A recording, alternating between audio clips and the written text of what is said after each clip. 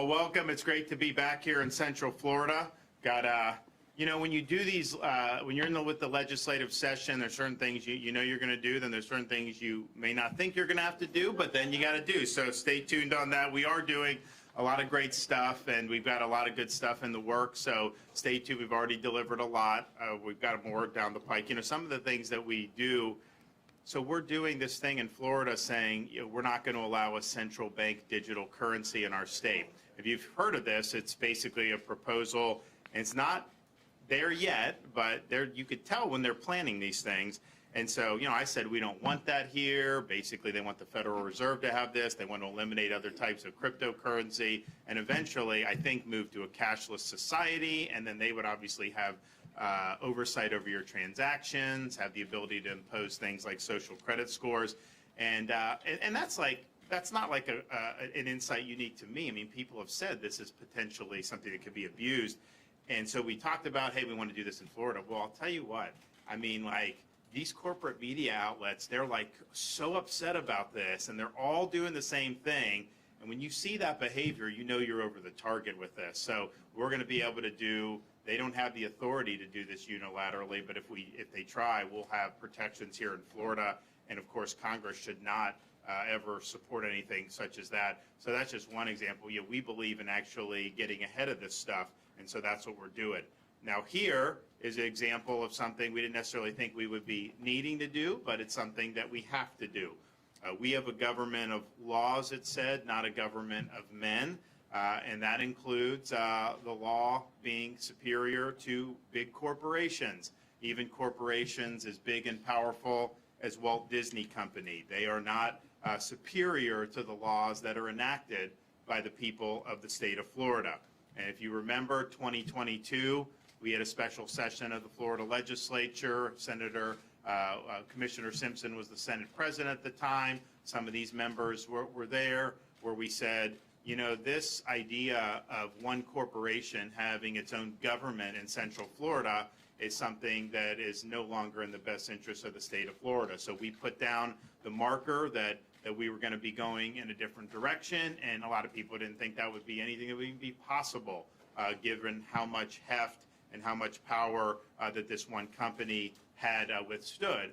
And so, my mantra was, you're not going to have Disney have its own government in Central Florida.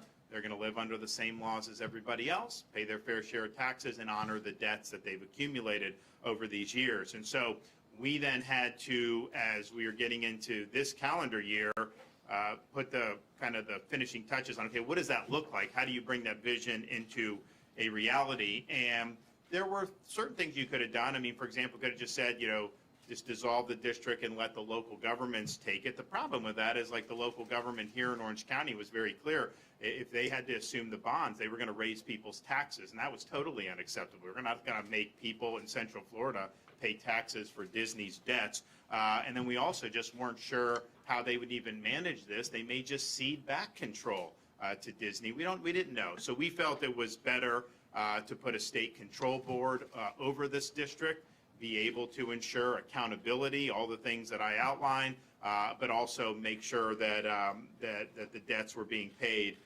by the corporation that racked them up. And so that was done. It allowed us to have the state now in charge of this special district with 5 members that were appointed by the governor. And that was done, passed, signed. While that was happening, Disney did basically special deals to circumvent that whole process. And so they controlled the board. So it's basically like a legal fiction. They negotiated with themselves to give themselves the ability to maintain their self-governing status. Now, that's in direct defiance of the will of the people of Florida. I mean, we started on this course in 2022. This was an issue in the election, both for the legislature and for governor in this area. I was very clear where I stood.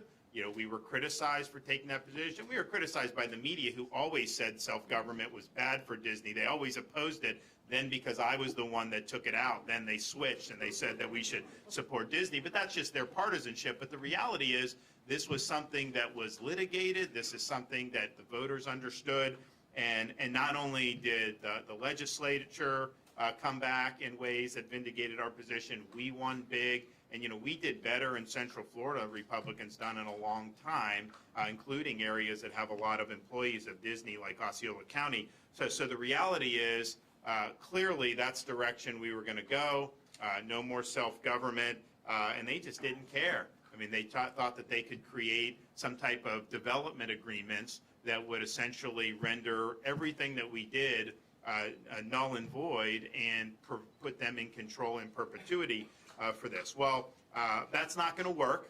That's not going to fly. Now, the agreements themselves have a plethora of legal infirmities that render them void anyways. And I think that the board, our state board that meets again on Wednesday, I think that they will find as such, and I fully expect them to take the board out of those agreements. However, even if that weren't the case, Chapter 163, Section 3241 of Florida statutes provides the legislature with the authority to revoke development agreements in this exact type of instance. And so I've worked with both leaders of the House and Senate. There is a bill that will be put out in the Florida legislature that will make sure that the agreements purported to be entered into by Disney are revoked, and the people's will is established and is upheld. And that is something that's really important.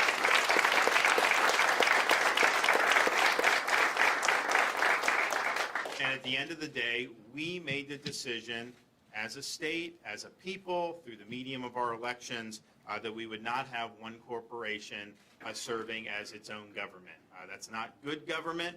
And it's not something that we want to entertain in Florida any longer. And whatever rationale there was 60 years ago to do that, clearly now we're in a much different era as a state. We've got a lot of competitors that are treated differently, a lot of businesses and individuals treated differently, so we don't want to do that. So we want to make sure that Disney lives under the same laws as everybody else. And some of that has already been underway. Once the state board took over, we began mobilizing state agencies to ensure that Disney's following the same rules. Building inspection, safety, all these other things that they were exempt from when everybody else has to follow. Now, if these are not good laws, then everyone should be exempt. You shouldn't just say one corporation should be exempt. So that's already been done. We're also working with the legislature. We expect the legislature to provide a legislative amendment, a provision. This monorail is exempt. They exempted the monorail from any safety standards or inspections, so they're going to go and make sure that the monorail is subject to oversight, just like everything else would be in the state of Florida. And Commissioner Simpson will talk a little bit more about what the Department of Agriculture and Consumer Services do, but they have oversight over amusement park safety, generally speaking, except Disney's been carved out of that over the years. Well, now they're back in the game, so they're going to make sure that that's done. So it's just very important that we have uniform applicability of the laws, and to be able to circumvent this stuff, provides one company with a competitive advantage. We don't think that that's right. We also, so the board is going to meet on Wednesday, and we anticipate that they will be tackling a lot of other issues to ensure that our vision is upheld with respect to this district. One of the things they tried to do was put restrictive covenants on the land that the district owns. So if you look at this whole special district, Walt Disney Corporation obviously owns a lot of it, but the district owns other land. And, quite frankly, I wasn't even thinking about that land. This was not something that was really important one way or another. We just wanted them to live under the same rules, pay the debt, pay the taxes, all that stuff. Oh, but come to think of it, now people are like, well, what should we do with this land? And so, it's like, okay, people have said, maybe have another, maybe create a state park, maybe try to do more amusement parks. Someone even said, maybe you need another state prison. Who knows? I just think that the possibilities are endless, and so that is now going to be analyzed to see what would make the most sense, and that wasn't necessarily even on the radar. I anticipate the board is also going to look at some of the infrastructure here, like the utilities, and then ask the question: it would be better to sell that utility from the district to maybe a private entity who can operate it more efficiently. Maybe the district would save some money on this and could put that towards paying down the bonds and the debts. So I know that'll be something there. One of the things I said from the very beginning that I know the board is interested in is we've got these first responders, but they've really had no one that they could talk to about any type of grievance procedures or pay. So we think that you want to have pay increases for the first responders here in the district, and I think they can get that done.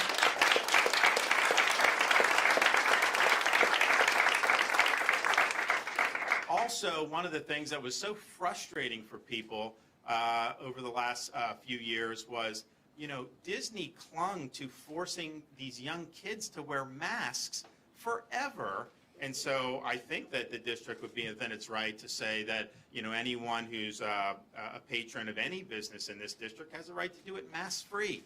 You should not be required to do masks or any type of these medical authoritarian policies. Also, I think it would be something that the board could do to make sure that this district was really leaning in hard against human trafficking. There have been bills in the legislature, and I've signed legislation as governor. What would happen, though, is those bills, as they were going through the process, would sometimes get watered down, largely due to the lobbying heft of Disney, not wanting to have wings and hotels and stuff. I think it's important that we lean in as hard against this as we can.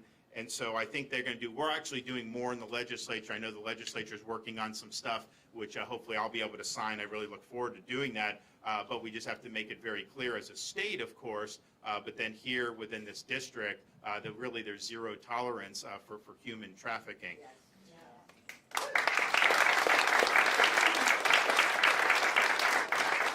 Another thing I think the board very well may look at is the how much is this property worth? I mean, basically, you had a situation where the company could appraise its own property. I mean, imagine if you could appraise your own property. Would you appraise it too high or too low? Of course, you're going to do it too lower. So, in terms of the taxes, so they're going to be able to get that done, and I think get a more honest assessment about that. They also have the ability, when you're looking at paying these debts off, there's about close to $1 billion, I think, in unsecured debt, and we'd like to get that debt paid off as quickly as possible.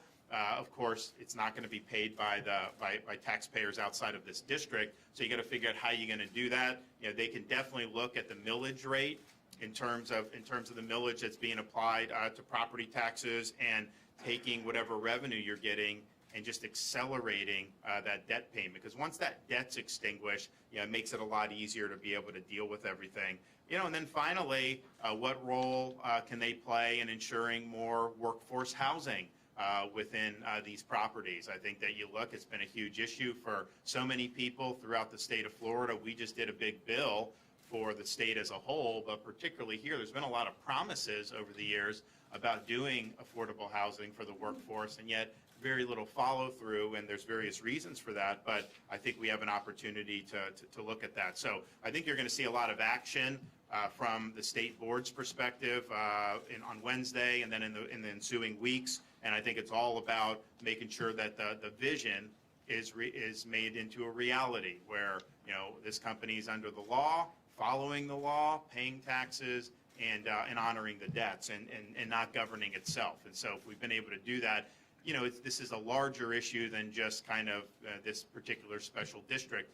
The larger issue is ultimately who governs in a republic. And I think it's we the people under the Constitution. I think that's the only answer.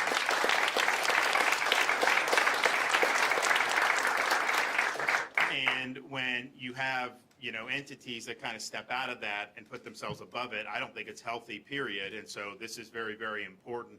And if you look, we have, in Florida, I mean, I know there's a lot of national economic problems. I mean, we still have inflation. You've got a lot of turmoil potentially on the horizon. But if you look what we've been able to do at the state level, we've gotten the big issues right. I mean, obviously having the state open during COVID, they weren't even allowed to operate in California for like a year. Are you kidding me? And they were operating here. They actually opened way later than we said get in, like, you know, and they wanted to wait a little longer even in Florida. But I mean, we were very happy to have people up and running. And if you look at our unemployment rate, close to an all-time low, much lower than the nation as a whole. Our GDP growth faster than any other big state, or the fastest growing state, #1 for net in-migration, second lowest per capita state tax burden in America, second lowest per capita state debt burden in America. And in our budget that we're going to do this year, I think we did $1.2 billion in tax relief last year. That was a Florida record. They may do twice that. They may get up to $2.5 billion this year. That's a huge benefit for a lot of folks throughout the state of Florida. And we're also, I had proposed, and I think the legislature is going to adopt, we have very low debt as a state. Our economy's over $1 trillion. Our debt's about $20 billion. But because we have a big surplus, hey, can we make more mileage on that? So we actually are going to launch, probably it'll be in the budget, a accelerated debt repayment program. So we'll be able to pay down the debt even faster as we go forward. And you know, sometimes it's smart to do debt if interest rates are low. You have things you need to do anyways. Sometimes it's better to do that. But it's also great if we could be the lowest per capita debt in the country. You know, what would that say about it? Like, you don't need an income tax. You don't need to tax people. You just need to have a good environment, be a free state, and allow people to do their thing. And that's pretty much what we've done. But that's all that economic success is people operating on a level playing field, not picking winners and losers. And this is an example where winners have been picked in the past, and we think that there should be a level playing field again going forward. So I want to thank the legislature for their quick attention to this matter. You know, when this was first reported, there was a lot of misinformation put out there. We understood that, but we also wanted to make sure we were working with them very tightly, and that we were being able to have appropriate legislative response in addition to the response that the control board would do. So now we're going to hear from some other folks. So Senator or Commissioner Simpson, you're up.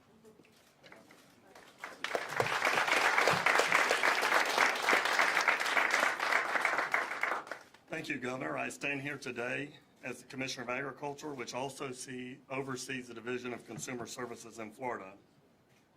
I took office 100 days ago. That seems like a year or two ago, but we have made incredible strides to return our focus on farmers and food production. We're fighting to keep foreign enemies from buying our ag lands. The governor's been a big leader on this issue. It's something that we hope to sign that bill later this summer.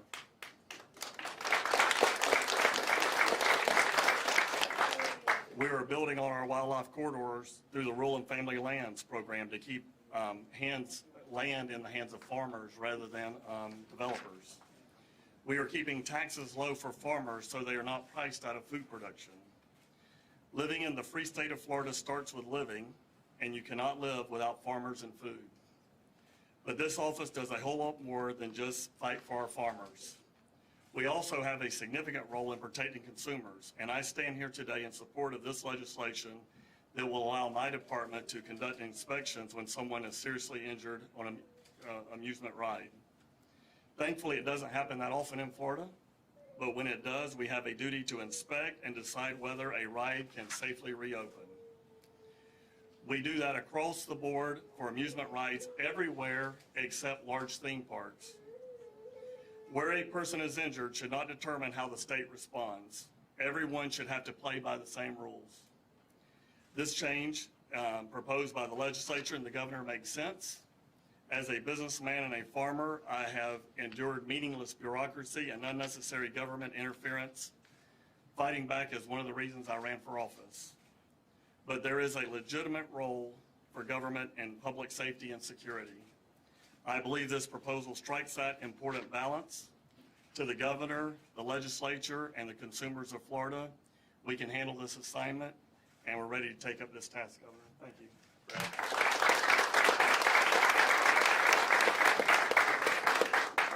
Thank you, Governor. Thank you, Commissioner. It's an honor to be here with you guys today this afternoon. I'm going to be brief. As the original bill sponsor of the bill that put this in place, we're here today because the legislature took that action to ensure that all companies were on the same level playing field and had the same rules. No company should be able to build a stadium, a nuclear power plant, or most troubling, have eminent domain and be able to take someone's property without any kind of state oversight. And that's what that bill did. You know, we talk about the legislative process and what we went through. There was a lot of time, a lot of staff time put in this process, a lot of reading done, a lot of people looking into how we make this work. You know, our number one priority as any elected official is always public safety, and we do that. What we also wanted to ensure, as the governor said all along, that none of the citizens of Osceola or Orange County would ever be responsible for that debt, and we did that. Unlike some of the media that's probably here today that tried to report and say we did not do that, and it was going to happen, and $2,000 on your tax bill a year, let me look you straight in the camera and say you were wrong. Yeah. It's not happening.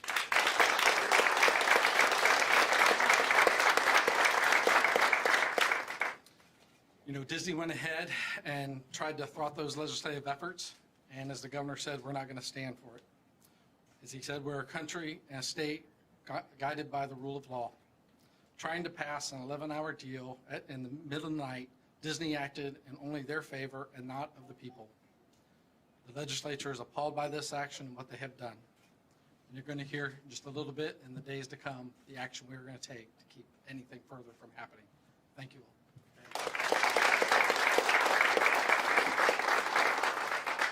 Thank you, Governor, for your leadership. It's an honor to be here in the district that I represent, District 45. You know, let it be known across this great nation that here in the free state of Florida, it is we the people, not woke corporations.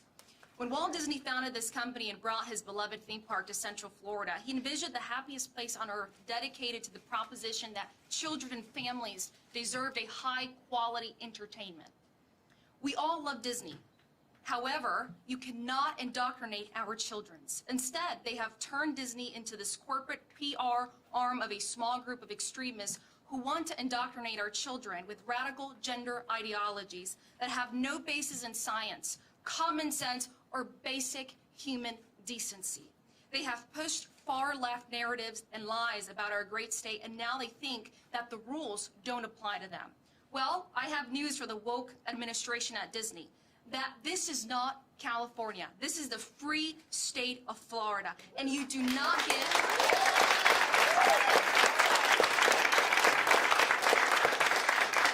And in Florida, you do not get to indoctrinate our kids or write your own rules. Under the governor's leadership, Florida has the best economy in the country. Unlike cities like Los Angeles and San Francisco, when people come here, they thrive. In fact, 3 of the 5 cities with the lowest unemployment rates in the nation are right here in Florida. The reason for that is simple. Florida is a destination for human flourishing because we treat all corporations equally, and Disney is no exception.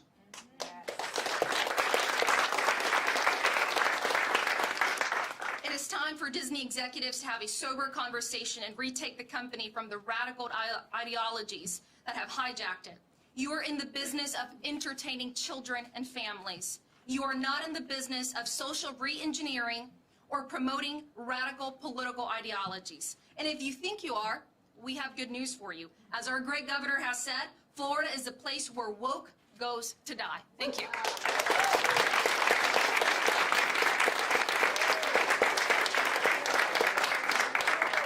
I don't know how I'm going to follow that. That's pretty awesome. My name is Blaise Ngoli. I'm a state senator. I hate corporate welfare. Absolutely hate corporate welfare. And if you strip everything down and start thinking about this situation, is we had a corporation out there that was basically making their own rules. They were their own government. And I would argue that that is an egregious form of corporate welfare. To the representative's point, eminent domain, building your own nuclear power plant. It's unconscionable that one corporation would hold that much power. So what did we do? We took away that power, returned it to the people, and put everyone on a level playing field. Because the Disney Corporation, the people who reside in this district, had quite simply an unfair advantage over their competitors. That is unfair. It's unfair to the other corporations, it's unfair to the legislature, it's unfair to the taxpayers. I know this governor, and I know this governor well. So I have a couple words for Disney. You are not going to win this fight. This governor will.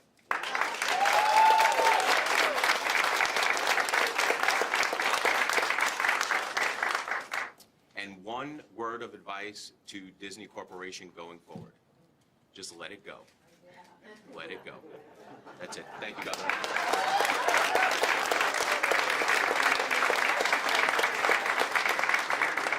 We anticipate legislative action on this probably maybe next week or so? What do you think? Yeah, probably next week. So it's good, and I think the board will also just say that there's legal problems and we'll get out of the agreement. But when you have a statutory scheme that contemplates something like this and the legislature is speaking, that really is I think a strong 1-2 punch, and it just shows that we're going to continue to go with the rule of law, and we're not going to allow self-governing for any one big corporation. And look, like I said, we weren't planning on having to come back to do any legislation. We thought implement the vision. You're basically on a level playing field. Yes, a lot of goodies are removed, but it is what it is. And so, here we are, and we're just going to have to, keep fighting back. And we will continue to do it because there's a larger principle at stake than just about this company and everything. It's ultimately we are a government of laws, not a government of individual men or even a government of woke corporations based in California. All right, any questions? Yes, sir. Governor, can you clarify, and perhaps you and the commissioner can clarify, are you looking at taking away the MOU exemption that we've been getting since 2001 on all the major theme parks, Disney, Universal? I think it's going to be, and this is a legislative question, but I think what the legislature is going to do is apply that to special districts. Governor, Governor, can you tell me, are you surprised that former President Trump lined up 9 Senate Republicans? Look, this is a big announcement. Honestly, you're asking me about political process. Why don't we focus on this issue at hand? Yes, sir. Back to Ag and Consumer Services, it sounded like you were saying it would be injuries. You'd be allowed to come in and do the inspections, which currently are prohibited under that MOU. Under the proposed legislation, would Disney still be conducting its own inspections of rides along with Universal, SeaWorld, and Legoland? No, I don't think so. I think what it's going to be, and you talk to the legislature because this is, I don't even know that the draft is final on this particular thing, but I think what it is that these inspections will be required for amusement parks within special districts. And as you know, those parks are not necessarily within special districts. So I think it's going to be focused on that, is my understanding. Yes, sir. Can you give us the specifics of the legal problems with the agreements, and is the board going to be voting on Wednesday to rescind those agreements? The second part of your question is yes. There's a variety of them, and you can talk to some of the lawyers, but one of the infirmities is there's certain procedures you have to go through when you do something like that, and that involves providing notice to anybody who's affected property owner in the area, and not everything was complied with, therefore that renders it defective. There's also other issues about self-dealing. When you have, this is not an arm's length transaction, and there's an Inspector General investigation going on, and if there's any type of criminal fraud, that will be pursued. So we had that launched last week. And so that's been going on, and they'll probably get some answers as to how did this happen. But I think what you'll find is that this is basically a sham agreement, that this was just a corporation doing an agreement for itself without any counterparty effectively. And I think that that's pretty clear. Also, like if you look what they tried to do, they tried to do the development agreement, and that's obviously revocable. They also tried to add restrictive covenants to the district's land, using the land that's owned by the district. There was no consideration given for that, and you can't have a contract without adequate consideration. So, and I think there's probably others. I think they'll probably have a legal briefing on that at their meeting on Wednesday, so stay tuned. But I highly, highly anticipate that they will find, the board will find that it is not a valid agreement. We'll get out of it. And that probably is enough right then and there, but you could have potential litigation over those legal questions. I think when the beauty of the legislature getting involved is that they're going to come in and they are now going to be in a situation where they can just pursuant to Florida statute in a situation that was envisioned by this to basically say, you know what, no, this development agreement's revoked and that's what's going to be the law in the state of Florida. So I think that that's a good thing. Yes, sir. Governor, are you worried that that potential legislative action would violate any contracts clauses that are out there? And then how does this benefit Florida taxpayers? No, it doesn't violate any contracts clause, because this was like when you enter into a contract, you're entering into a contract against the background of all the existing law. So this provision was on the books. Anytime you do a development agreement, you know you're subject to this and that there could be revocation under certain circumstances. And this is exactly the type of circumstance that the law contemplates. So it is not abridging a contract when you have something like this. And how does it help Florida taxpayers? Well, this whole arrangement protects Florida taxpayers, because if we would have sent it to the local government, they were going to use the assumption of the bonds as a reason to raise taxes on people. There was all kinds of copy spilled about this. People were saying, oh, you're going to have thousands of dollars more in tax. And I said it wouldn't happen. But then lo and behold, what did we do? We went this direction to protect all those folks from having to do. Now, I do think, like when they do the whole millage rate, when they look at that, when they look at the value of the property, to me, it's like if you're undervaluing property, then that means you're not paying your fair share right there. I mean, you get your property assessed by a third party. You don't get to assess your own property for the purposes of the taxes. I mean, imagine if you could do that. I mean, homestead, you're kind of protected in Florida from too much going up, but people that don't have that, I mean, the property values have gone up significantly, particularly over the last 4 or 5 years. And that's just the nature of it. They would never be able to just do their own properties like that. So I think it's protecting taxpayers in Central Florida. I think we're going to have a pathway to get these bonds extinguished. And, we'll see, like if they end up selling off the utility, I mean, they're going to have to look to see what goes into that. But that could end up making the district money, depending on what everything is about. So, okay.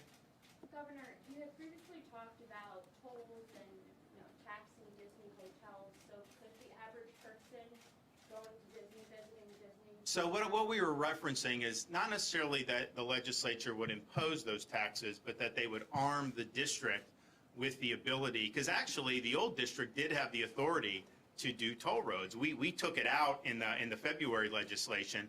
But then we thought, you know what, maybe you would do. But then I told myself, I said, well, I wouldn't apply that to Florida residents. But then if you don't apply it to Florida residents, can you do it?